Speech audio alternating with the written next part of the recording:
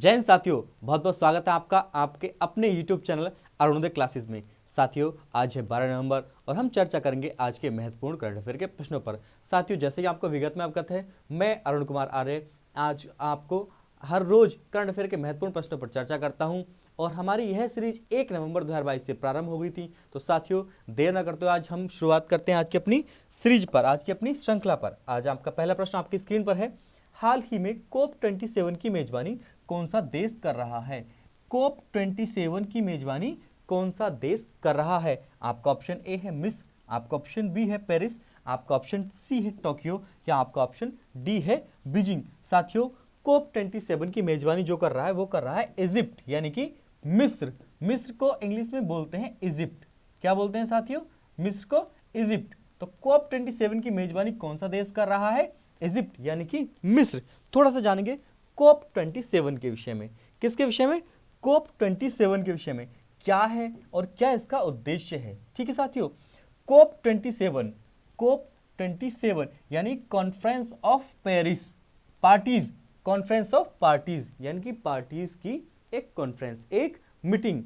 इसकी short form है कोप की। ठीक है, conference of parties.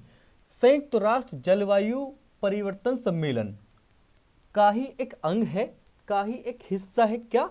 Cope 27 UNFCCC संयुक्त राष्ट्र जलवायु परिवर्तन सम्मेलन का ही एक अंग है। क्या? कोप 27 यानी कि संयुक्त राष्ट्र कार्यक्रम के तहत संयुक्त राष्ट्र फ्रेमवर्क में जितने भी सदस्य हैं, संयुक्त राष्ट्र फ्रेमवर्क में जितने भी सदस्य हैं, उन सारे सदस्य देशों की एक मीटिंग है, एक कॉन्फ्रेंस है। वर्ष में एक बार होने वाली एक मीटिंग है। क्या? कोप 27। ये कहां आयोजित की जा रही है साथियों? मिस्र में। मिस्र में आयोजित की जा रही है कोप 27। इजिप्ट 2022। इजिप्ट के भी कौन से शहर? शर्म अल शेख में। शर्म अल शेख में आयोजित की जा रही है कोप 27, संयुक्त राष्ट्र जलवायु परिवर्तन सम्मेलन। संयुक्त राष्ट्र जलवायु परिवर्तन सम्मेलन क्या है? संयुक्त राष्ट्र जलवायु परिवर्तन सम्मेलन यह संयुक्त राष्ट्र फोरम में शामिल सदस्यों का एक सम्मेलन है। संयुक्त राष्ट्र फ्रेमवर्क में शामिल सदस्यों का एक सम्मेलन है। क्या? कोप 27। इसका मुख्य उद्देश्य क्या है? कोप 27 का मुख्य उद्देश्य क्या है? साथियों, कोप 27 का मुख्य उद्देश्य है जलवायु परिवर्तन को रोकने संबंधी विषय पर चर्चा करने के उद्देश्य से जलवायु परिवर्तन को रोकने की दिशा में प्रयास करना, जलवायु परिवर्तन को रोकने की दिशा में सतत प्रयास करना, सकारात्मक प्रयास करना। ठीक है, भारत भी इसका सदस्य है कोप 27 का। इसका जो पहला सम्मेलन हुआ था मार्च 1925 में बर्लिन में हुआ था। And you know Berlin is the capital of Germany. आप जानते हैं कि जर्मनी की राजधानी है बर्लिन। ठीक है, तो कोप 27 का जो पहला सम्मेलन हुआ था साथियों, वो कहां हुआ था? 1955 में बर्लिन में हुआ था। कोप 27 आप जान गए क्या है?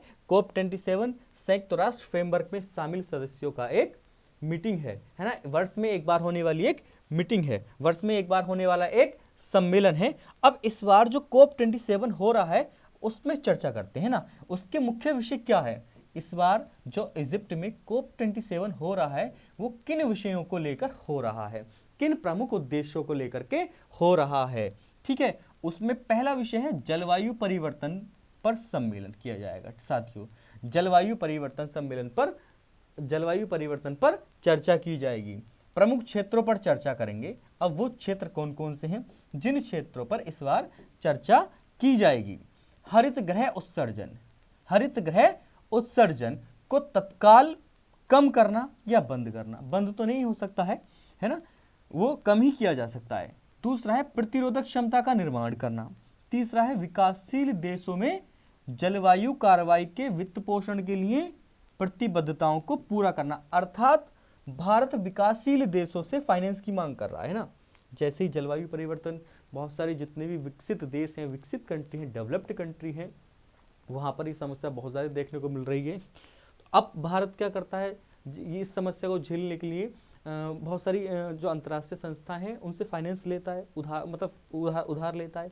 तो अब क्या करेगा भारत? उन समस्याओं से निपटान के लिए जितने भी विकसित देश हैं, डेवलप्ड कंट्री हैं, उनसे कुछ धन की मांग करेगा, उनसे फाइनेंस की मांग करेगा भारत। इस प्रमुख उद्देश्य के साथ कोप 27 में हिस्सा लेने के लिए पहुंच रहा है भारत। ठीक है, कहां हो रहा है कोप 27? इजिप्ट। इजिप्ट यानी कि मिस्र, इजिप्ट यानी कि मिस्र में आयोजन किया जा रहा है साथियों कोप 27 का। चलिए अब हम बढ़ते हैं अपने नेक्स्ट प्रश्न की ओर। हमारा अगला प्रश्न आपकी स्क्रीन पर है। फरवरी 2023 का राष्ट्रीय शीतकालीन खेलों की मेजबानी कौन कर रहा है? फरवरी 2023 में आयोजित होने वाले शीतकालीन खेलों की राष्ट्रीय खेलों की मेजबानी कौन सा राज्य करेगा? आपका ऑप्शन ए है उत्तराखंड, आपका ऑप्शन बी है जम्मू कश्मीर, या आपका ऑप्शन सी है हिमाचल प्रदेश, या आपका ऑप्शन डी है पंजाब। तो साथियों राष्ट्रीय शीतकालीन खेलों का आयोजन फरवरी 2023 में होगा उत्तराखंड में। कहाँ आयोजन होगा साथियों? उत्तराखंड में। आपका ऑप्शन ए सही हो गया है। थोड़ा सा जान लेंगे राष्ट्रीय शीतकालीन खेलों के विषय में। राष्ट्रीय शीतकालीन खेल कहाँ आयोजित किए जाएंगे साथियों? उत्तराखंड में। कहाँ आयोजित किए जाएंगे? उत्तराखंड में। कौन से खेल? राष्ट्रीय शीतकालीन खेल कहाँ आयोजित किए जाएंगे? उत्तराखंड में। अब हम बात करेंगे 5वें खेलो इंडिया यूथ गेम्स के विषय में। खेलो इंडिया यूथ गेम्स, खेलो इंडिया यूथ गेम जो 5वें क्रम के खेलो इंडिया यूथ गेम होंगे साथियों, वो होंगे आपके मध्य प्रदेश में। कहाँ होंगे साथियों? आपके मध्य प्रदेश में। 5वें खेलो इंडिया यूथ गेम कहाँ होंगे साथियों? मध्य प्रदेश में। ठीक है साथियों, ये खेलो इंडिया का लोगो है, आप देख सकते हैं, ये खेलो इंडिया का लोगो है। तो खेलो इंडिया के तहत 5वें खेलो इंडिया यूथ गेम्स का आयोजन कहाँ होगा? वो होगा मध्य प्रदेश। चलिए साथियों अब बढ़ते हैं अपने नेक्स्ट प्रश्न की ओर। हमारा अगला प्रश्न है, हाल ही में कौन सी एरोस्पेस कंपनी निजी तौर पर विकसित है ना, प्राइवेट तौर पर डेवलप्ड रॉकेट लॉन्च करेगी? प्राइवेट तौर पर डेवलप्ड रॉकेट लॉन्च करेगी। आपका ऑप्शन ए है एयरबस, आपका ऑप्शन बी है बोइंग, आपका ऑप्शन सी है हनीवेल, या आपका ऑप्शन डी है स्काई रूट एरोस्पेस। तो साथियों जो प्राइवेट तौर पर एक रॉकेट लॉन्च किया है, डेवलप्ड किया है, वो किया है स्काई रूट एरोस्पेस ने। वो किसने किया है? स्काई रूट एरोस्पेस ने। आपका ऑप्शन डी सही हो जाएगा साथियों। बात कर लेते हैं थोड़ा सा स्काई रूट एरोस्पेस के विषय में। स्काई रूट एरोस्पेस एक प्राइवेट कंपनी है। भारतीय अंतरिक्ष क्षेत्र में पहली बार किसी प्राइवेट कंपनी प्रतिभाग कर रही है अपना प्राइवेट रॉकेट लॉन्च करके। ये अपने आप में बहुत बड़ी बात है। भारतीय अंतरिक्ष क्षेत्र में, विज्ञान क्षेत्र में एक बहुत बड़ी उपलब्धि है कि अब निजी कंपनियां भी अंतरिक्ष क्षेत्र में अपनी भागीदारी कर रही हैं। तो वो कौन सी कंपनी है? Skyroot. स्काई रूट ने अपना एक प्राइवेट रॉकेट लॉन्च किया है अंतरिक्ष में, उसका नाम है विक्रम एस। क्या नाम है साथियों? विक्रम एस, या इसको बोलेंगे प्रारंभ। क्या नाम बोलेंगे हिंदी में? प्रारंभ है ना साथियों। तो स्काई रूट कंपनी ने पहली बार, Skyroot is a private company, fully private company, पहली बार किसी निजी कंपनी ने अंतरिक्ष में अपना रॉकेट लॉन्च किया है। तो कौन सी कंपनी है? Skyroot. और रॉकेट कौन सा है? उसका नाम क्या है? विक्रम एस, या हिंदी में बोले तो प्रारंभ। ठीक है साथियों, चलिए अब हम बढ़ते हैं अपनी नेक्स्ट प्रश्न की ओर। हमारा नेक्स्ट प्रश्न है, हाल ही में उपराष्ट्रपति जगदीप धनखड़, आपके उपराष्ट्रपति कौन है? जगदीप धनखड़ ने एशियान भारत शिखर सम्मेलन में किस देश में भाग लेने के लिए जा रहे हैं? एशियान शिखर सम्मेलन में किस देश में भाग लेने के लिए जा रहे हैं? तो साथियों एशियान भारत शिखर सम्मेलन कहां आयोजित किया जा रहा है? आपका ऑप्शन ए है जापान, आपका ऑप्शन बी है रूस, आपका ऑप्शन सी है कंबोडिया, या आपका ऑप्शन डी है ब्रुनई। तो साथियों एशियान भारत शिखर सम्मेलन का आयोजन किया जा रहा है कंबोडिया में। कहां किया जा रहा है साथियों? कंबोडिया में। आपका ऑप्शन सी सही हो गया साथियों। एशियान भारत शिखर सम्मेलन के विषय पर थोड़ी सी हम चर्चा करेंगे। एशियान भारत शिखर सम्मेलन कहाँ आयोजन किया जा रहा है इसका? कंबोडिया में। कहाँ आयोजन किया जा रहा है साथियों इसका? कंबोडिया में। मैं बता दूं साथियों एशियान के विषय में बताते हैं। इस बार एशियान भारत जो है शिखर सम्मेलन अपनी 30वीं वर्षगांठ मना रहा है और इसको मैत्री वर्ष के रूप में मना रहा है।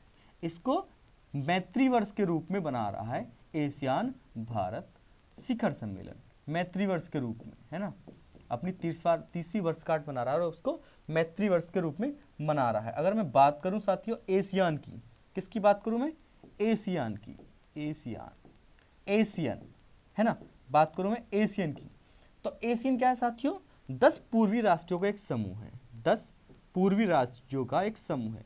10 पूर्वी राज्य अर्थात 10 दक्षिणी पूर्वी राज्य, 10 दक्षिणी पूर्वी स्टेट। और स्टेट वैश्विक स्तर पर बात करें, राज्य शब्द हम अगर वैश्विक स्तर पर बात करें तो उसको देश को संबोधित करता है ना, ठीक है साथियों। जो राज्य शब्द है अगर हम उसको वैश्विक स्तर पर प्रयोग करें तो वो राष्ट्र को या देश को समर्पित है। तो 10 दक्षिणी पूर्वी देशों का एक समूह है क्या, एशियान। 10 दक्षिणी पूर्वी देशों का एक समूह है एशियान, दक्षिणी पूर्वी देश। कौन से देश 10 साथियों, 10 दक्षिणी पूर्वी देश, दक्षिणी पूर्वी देश का समूह है एशियान। एशियान का जो मुख्यालय है साथियों वो कहाँ है, Jakarta. Jakarta is the capital of, किसकी है जकार्ता राजधानी, इंडोनेशिया की। किसकी है जकार्ता राजधानी, इंडोनेशिया की। तो एशियान का जो मुख्यालय है साथियों वो कहाँ है, जकार्ता में। एशियान का मुख्यालय कहाँ है, जकार्ता में। 10 दक्षिणी पूर्वी देशों का एक समूह है एशियान, ठीक है साथियों। तो इसका जो शिखर सम्मेलन हो रहा है वो कहाँ हो रहा है साथियों, कंबोडिया में। कहाँ हो रहा है, कंबोडिया में। हमारा अगला प्रश्न है तानसेन समारोह कहाँ आयोजित किया जाएगा। आपका ऑप्शन ए है देहरादून, आपका ऑप्शन बी है लखनऊ, आपका ऑप्शन सी है भोपाल, या आपका ऑप्शन डी है ग्वालियर। तानसेन समारोह, आप तानसेन के विषय में जान ही रहे होंगे कि तानसेन कहाँ से संबंध रखते हैं साथियों। तानसेन संबंध रखते हैं मध्य प्रदेश से, तानसेन संबंध रखते हैं मध्य प्रदेश से। तो इसका आंसर सही हो जाएगा साथियों ग्वालियर।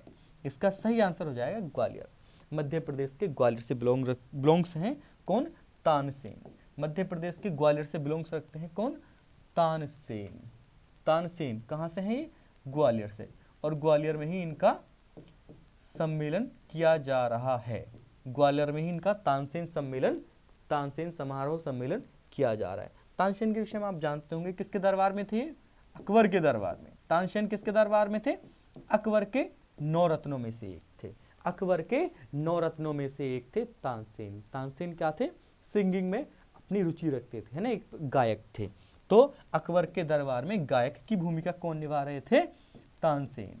अकबर के दरबार में गायक की भूमिका कौन निभा रहे थे, तानसेन। ठीक है साथियों, ये है तानसेन, बीड़ा बजाते हुए, ठीक है, तानसेन। चलिए अब हम बढ़ते हैं अपने नेक्स्ट प्रश्न की ओर। हमारा नेक्स्ट प्रश्न है हाल ही में बेली के एशफोर्ड मेडल 2022। अब आप थोड़ा सा नाम से ही अभिज्ञ होंगे कि बेली के एशफोर्ड क्या है।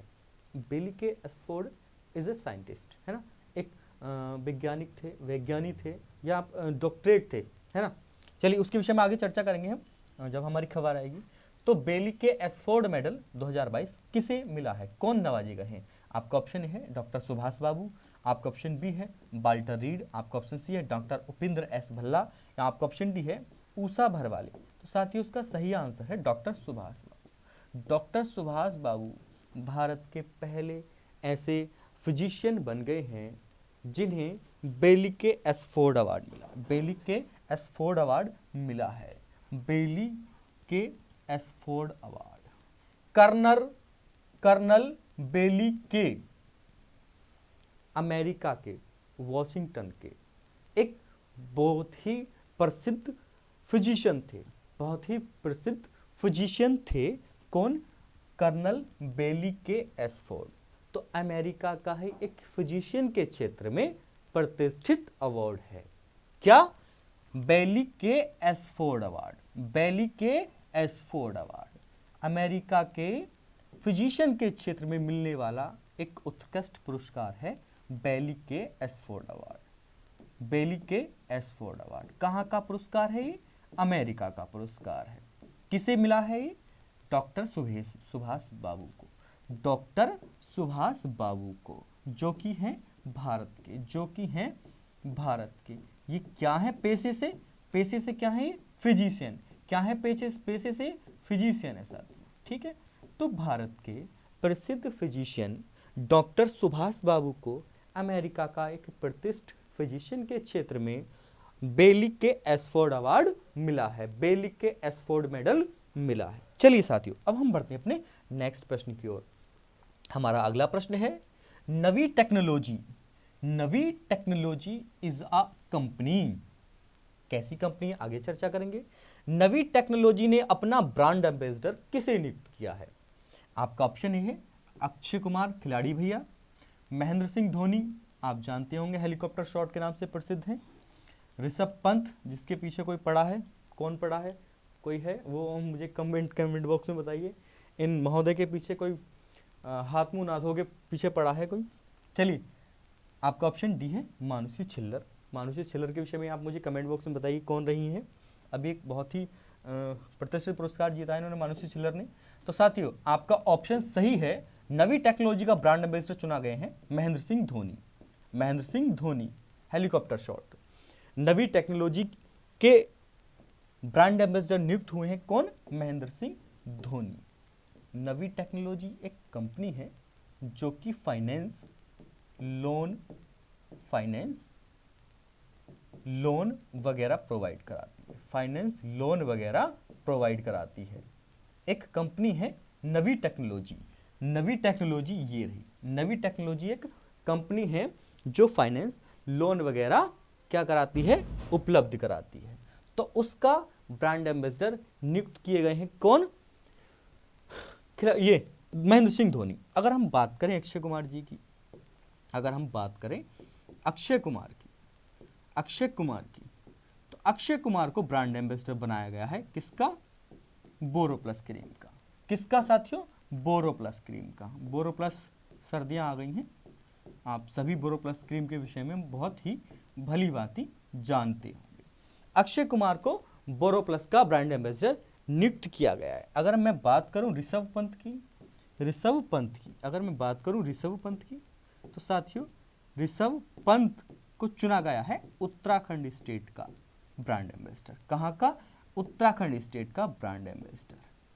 उत्तराखंड का ब्रांड एम्बेसडर, उत्तराखंड का ब्रांड एम्बेसडर। साथियों, अगर मैं बात करूं मानुषी छिल्लर को, मानुषी छिल्लर कौन? मानुषी छिल्लर कौन बनी थी इस बार? पिछली बार मानुषी छिल्लर मिस वर्ल्ड तो नहीं बनी थी कहीं? चलिए, आप मुझे कमेंट बॉक्स में सही बताइए, मानुषी छिल्लर ने भी पिछली वर्ष कौन सा पुरस्कार जीता था? तो साथियों, मानुषी छिल्लर बनी है एडिडास की। एडिडास एक फेमस कंपनी है, आप बहुत ही भली भांति जानते होंगे। एडिडास एक शूज कंपनी है, जूतों की एक कंपनी है। उसकी प्रसिद्ध जो ब्रांड एम्बेसडर बनी है वो कौन बनी है? मानुषी छिल्लर। हम किसकी बात कर रहे हैं साथियों? ब्रांड एम्बेसडर की। ब्रांड एम्बेसडर की शॉर्ट में लिखा है साथियों मैंने, एम्बेसडर बहुत ही शॉर्ट में लिखा है, इसको शॉर्ट में समझिएगा आप, है ना। तो ब्रांड एम्बेसडर है ये। अक्षय कुमार किसके बने हैं? बोरोप्लस के ब्रांड एम्बेसडर। ऋषभ पंत किसके ब्रांड एम्बेसडर बने हैं? उत्तराखंड स्टेट के। मानुषी छिल्लर किसकी ब्रांड एम्बेसडर बनी है? एडिडास की। और महेंद्र सिंह धोनी किसके ब्रांड एम्बेसडर बने हैं? नवी टेक्नोलॉजी के। परसों मैंने पढ़ाया था कृति सेनन। कौन? कृति सेनन। कृति सेनन। तो साथियों, कृति सेनन बनी है स्केचर इंडिया की। कृति सेनन बनी है स्केचर इंडिया की। कृति सेनन एक प्रसिद्ध बॉलीवुड अभिनेत्री है। कृति सेनन एक प्रसिद्ध बॉलीवुड अभिनेत्री है और ये बनी है स्केचर इंडिया की। स्केचर इंडिया साथियों एक बहुप्रसिद्ध जूते बनाने वाली कंपनी है। स्केचर इंडिया क्या है? एक बहुप्रसिद्ध जूते बनाने वाली एक कंपनी है स्केचर इंडिया। तो स्केचर इंडिया ने अपना ब्रांड एम्बेसडर कृति सेनन को नियुक्त किया है। ये सारे ब्रांड एम्बेसडर बहुत ही इंपॉर्टेंट है साथियों, जो कि आपकी आगामी प्रतियोगी परीक्षाओं के लिए बहुत ही लाभप्रद होंगे। चलिए, अब हम बढ़ते हैं अपने नेक्स्ट प्रश्न की ओर। हमारा नेक्स्ट और अगला अंतिम प्रश्न है, हाल ही में राष्ट्रीय शिक्षा दिवस कब मनाया गया? राष्ट्रीय शिक्षा दिवस कब मनाया गया? आपका ऑप्शन ए है 1 नवंबर, आपका ऑप्शन बी है 5 नवंबर, आपका ऑप्शन सी है 7 नवंबर, या आपका ऑप्शन डी है 11 नवंबर। तो साथियों, राष्ट्रीय शिक्षा दिवस जो मनाया जाता है वो मनाया जाता है मौलाना अबुल कलाम आज़ाद जी की जयंती पर, मौलाना अबुल कलाम आज़ाद जी की जयंती पर। ठीक है, तो इसका सही आंसर हो गया साथियों 11 नवंबर। इसका सही आंसर हो गया साथियों 11 नवंबर को हम मनाते हैं क्या, राष्ट्रीय शिक्षा दिवस। क्या मनाते हैं हम, राष्ट्रीय शिक्षा दिवस, national education day, national education day. ये हो गया साथियों हमारा national education day, national education day.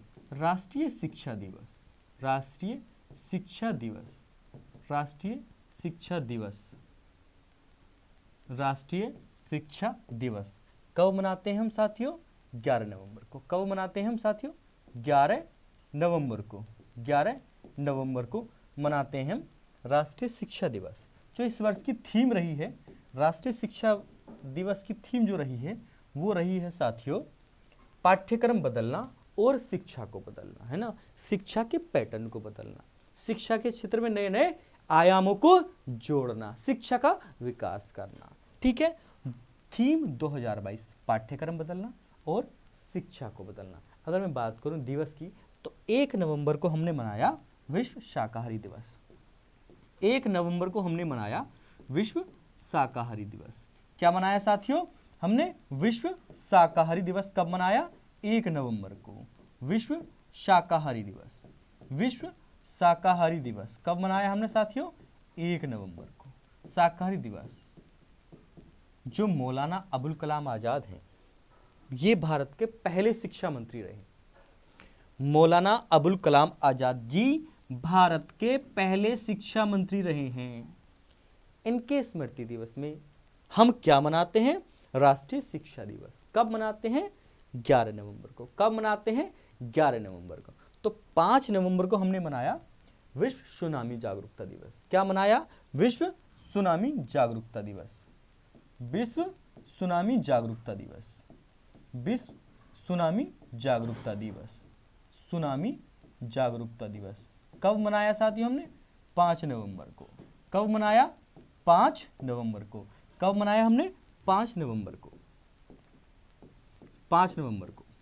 हमने 7 नवंबर को बनाया राष्ट्रीय कैंसर जागरूकता दिवस, राष्ट्रीय कैंसर जागरूकता दिवस, राष्ट्रीय कैंसर जागरूकता दिवस कब मनाया साथियों हमने, 7 नवंबर को। राष्ट्रीय कैंसर जागरूकता दिवस, राष्ट्रीय कैंसर जागरूकता दिवस कब मनाया हमने साथियों, जागरूकता दिवस ये मनाया हमने 7 नवंबर को। 10 नवंबर को कौन सा दिवस मनाया हमने, 10 नवंबर को बनाया हमने शांति और विकास के लिए विश्व विज्ञान दिवस, विश्व विज्ञान दिवस, विश्व विज्ञान दिवस, शांति और विकास के लिए कब मनाया, 10 नवंबर को साथी। ये थी हमारी आज की प्रश्न श्रृंखला। आज की इस प्रश्न श्रृंखला को यहीं समाप्त करते हैं। आशा करता हूँ आपको ये प्रश्न श्रृंखला करंट अफेयर की बहुत ही अच्छे से समझ आ रही होगी और ये प्रश्न श्रृंखला आपकी आगामी प्रतियोगी परीक्षाओं के लिए बहुत ही लाभप्रद है, ये निश्चित तौर पर मैं बोल सकता हूँ।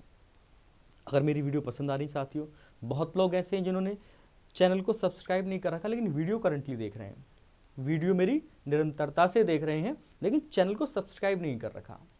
55 पॉइंट कुछ प्रतिशत सब्सक्राइबर हैं मेरे और 40 पॉइंट कुछ परसेंट अनसब्सक्राइबर हैं, लेकिन वो वीडियो देख रहे हैं, वीडियो पर डे देखते हैं। तो साथियों, जो लोग वीडियो देखते हैं चैनल को सब्सक्राइब कर लीजिएगा और वीडियो को लाइक भी करिएगा। अगर मेरी वीडियो पसंद आ रही है तब कमेंट करिएगा कि आपको कैसी वीडियो लग रही है।